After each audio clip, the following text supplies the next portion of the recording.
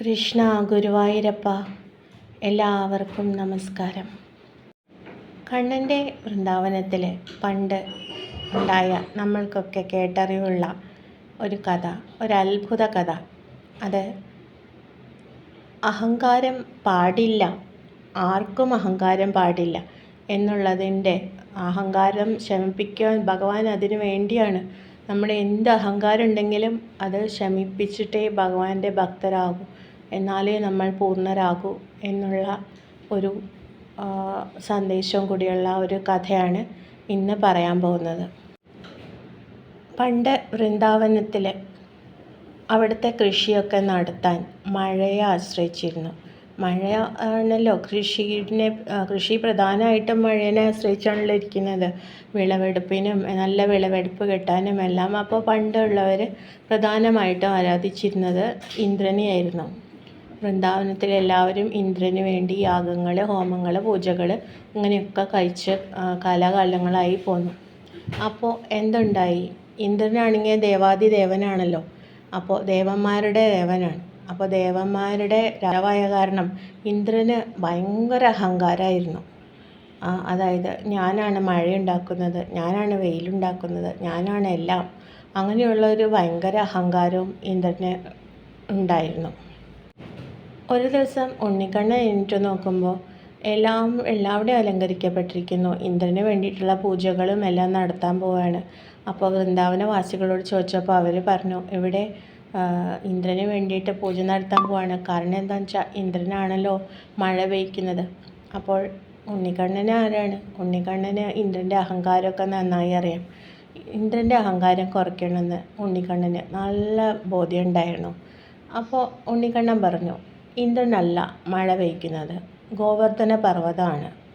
ഗോവർദ്ധന പർവ്വതത്തെയാണ് ഭക്ഷണത്തിനും എല്ലാം നമ്മൾ ആശ്രയിക്കുന്നത്. അപ്പോൾ ഇനി മഴ കിട്ടാനും എല്ലാം കാരണം ഈ ഗോവർദ്ധന പർവ്വതമാണ്. അപ്പോൾ എല്ലാവരും ഗോവർദ്ധന പർവ്വതത്തെ പൂജ ചെയ്യും, ഗോവർദ്ധന പർവ്വതത്തിന് വേണ്ടി പ്രാർത്ഥനകൾ നടത്തും. ഇന്ദ്രനെ ഇനി നിങ്ങളാരും പൂജിക്കേണ്ട, ഇന്ദ്രനല്ല. കണ്ണൻ പറഞ്ഞത് കേട്ട വൃന്ദാവനവാസികളെല്ലാം ഗോവർദ്ധന പർവ്വതത്തെ പൂജിക്കാൻ തുടങ്ങി. ഇന്ദ്രന് വേണ്ടാന്ന് വെച്ചു. അപ്പോൾ ഇന്ദ്രന് ഇഷ്ടാവോ? ഇല്ല. ഇന്ദ്രന് ഭയങ്കര ദേഷ്യം വന്നു. എന്നെ പൂജിക്കാതെ ഗോവർദ്ധന പർവ്വതത്തെ പൂജിക്കുമോ? ഞാനാണ് മഴയുണ്ടാക്കുന്നത്, കാണിച്ചു കൊടുക്കാം എന്ന് വിചാരിച്ച് ഇന്ദ്രൻ ശക്തമായ കൊടുങ്കാറ്റ്, മഴ എല്ലാം കൊണ്ടും വൃന്ദാവനവാസികളെ വലച്ചു. അവിടെയുള്ള പശുക്കളും എല്ലാം എന്താ പറയുക, ആകെ മഴയുടെ ആ ഒരു ശക്തിയിലും ഇടിവെട്ടും എല്ലാം കാരണം പേടിച്ച് വരണ്ടപ്പോൾ ഉണ്ണിക്കണ്ണൻ ഇത് പ്രതീക്ഷിച്ചതാണ്. ഉണ്ണിക്കണ്ണൻ എന്ത് ചെയ്തു? ഗോവർദ്ധന പർവ്വതത്തെ തൻ്റെ കൈയുടെ കുഞ്ഞു വിരലുകൊണ്ട് എടുത്ത് പൊക്കി. ഗോവർദ്ധന പർവ്വതത്തെ, ഇത്ര വലിയ പർവ്വതത്തെ തൻ്റെ കുഞ്ഞി കൈയിലെ ചെറുവിരലുകൊണ്ട് എടുത്ത് പൊക്കി നിന്നു. അതായത് അതിന് കീഴെ എല്ലാവരും, വൃന്ദാവനവാസികളും അതുപോലെ തന്നെ പൈക്കളും എല്ലാവരും അഭയം പ്രാപിച്ചു. എല്ലാവരും ഗോവർദ്ധന പർവ്വതത്തിൻ്റെ കീഴിലായി വന്നു നിന്നു. അപ്പോൾ അതൊരു കുട പോലെയാണ് കണ്ണൻ പിടിച്ചത്. ഇത് കണ്ടപ്പോൾ ഇന്ദ്രൻ ഞെട്ടിപ്പോയി. ഇന്ദ്രൻ്റെ ശക്തിയെ വെല്ലാനായി ഗോവർദ്ധന പർവ്വതത്തെ എടുത്തുയർത്തേക്കാണ് കണ്ണൻ. അങ്ങനെ 7 ദിവസത്തോളം തുടർച്ചയായി ഇന്ദ്രൻ കൊടുങ്കാറ്റും മഴയൊക്കെ ഉണ്ടാക്കിയെങ്കിലും ഗോവർദ്ധന പർവ്വതത്തെ ഈ 7 ദിവസവും തൻ്റെ കുഞ്ഞു വിരലിൽ ഉണ്ണിക്കണ്ണൻ താങ്ങി നിന്നു. ഉണ്ണിക്കണ്ണൻ ആരാ? സാക്ഷാൽ ഭഗവാനല്ലേ, മഹാവിഷ്ണുവാണ്. അപ്പോൾ ഇന്ദ്രൻ അവസാനം തോറ്റു പിന്മാറി. 7 ദിവസം കഴിഞ്ഞപ്പോഴേക്കും ഇന്ദ്രന് തൻ്റെ അഹങ്കാരം കുറച്ചൊക്കെ ശമിച്ച പോലെ തോന്നി. അതായത് എന്നേക്കാൾ വലിയവരൊക്കെ ഉണ്ട് എന്ന് ഇന്ദ്രൻ മനസ്സിലാക്കി തുടങ്ങി. ഇത് താൻ കളിക്കുന്നത് ഭഗവാനോടാണ്. അപ്പോൾ തീർച്ചയായും ഇന്ദ്രൻ്റെ അഹങ്കാരത്തിന് ശമനം വന്നു. അപ്പോൾ ഇന്ദ്രൻ വന്ന് മാപ്പ് പറഞ്ഞു, കൃഷ്ണനോട് മാപ്പ് പറഞ്ഞു. ഭഗവാനെ, എൻ്റെ ഭാഗത്തുനിന്ന് തെറ്റുപറ്റി, എനിക്ക് അഹങ്കാരം കൊണ്ടുണ്ടായതാണ്, എന്നോട് ക്ഷമിക്കൂ എന്ന് പറഞ്ഞു. അപ്പോൾ കൃഷ്ണൻ പറഞ്ഞു, തൻ്റെ കടമകളിൽ ശ്രദ്ധിക്കുക, കർമ്മങ്ങൾ ശ്രദ്ധിക്കുക, കർമ്മങ്ങൾ ശരിക്ക് ചെയ്യുക, ഉത്തരവാദിത്തങ്ങൾ ശരിക്ക് ചെയ്യുക, ധർമ്മം ചെയ്യുക. അല്ലാതെ അതിൽ നമ്മൾ അഹങ്കരിക്കാൻ പാടില്ല എന്നുള്ളതാണ് അതിൻ്റെ അർത്ഥം എന്ന് പറയുന്നത്. അതോടുകൂടി മഴയും കാറ്റും എല്ലാം ഇന്ദ്രൻ ആജ്ഞ കൊടുത്തു. മഴ വേണ്ട, കാറ്റ് വേണ്ട, ഒന്നും വേണ്ട. ആകാശം നല്ല തെളിഞ്ഞു. അങ്ങനെ ഗ്രാമവാസികൾക്ക് എല്ലാവർക്കും സന്തോഷമായി. എല്ലാവർക്കും നല്ല മനസ്സ് തെളിഞ്ഞു.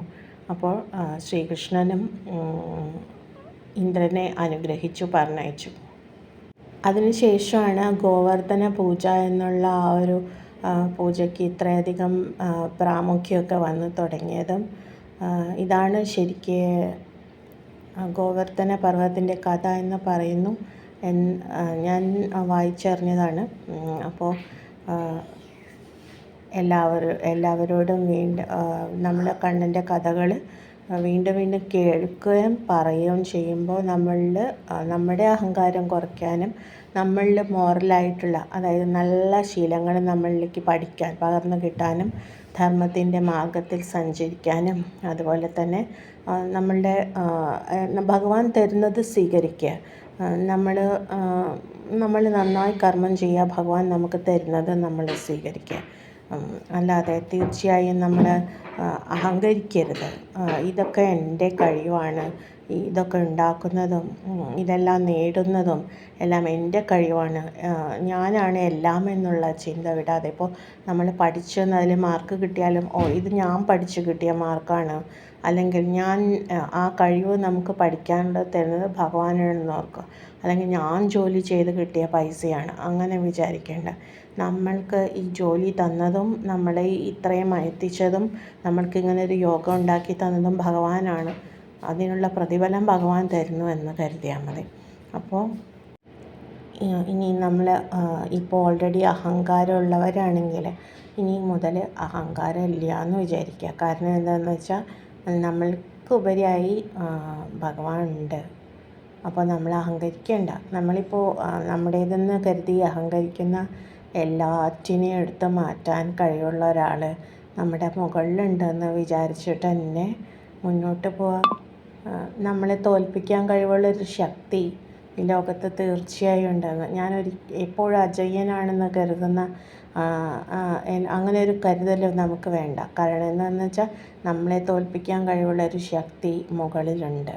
അതുകൊണ്ട് അഹങ്കാരവും വേണ്ട, ധർമ്മത്തിൻ്റെ പാതയിൽ മാത്രം സഞ്ചരിക്കുക. അപ്പോൾ എല്ലാവർക്കും നന്ദി, നമസ്കാരം. ഇനി വീണ്ടും കഥകൾ പറയാനായിട്ട് ഞാൻ വരാം.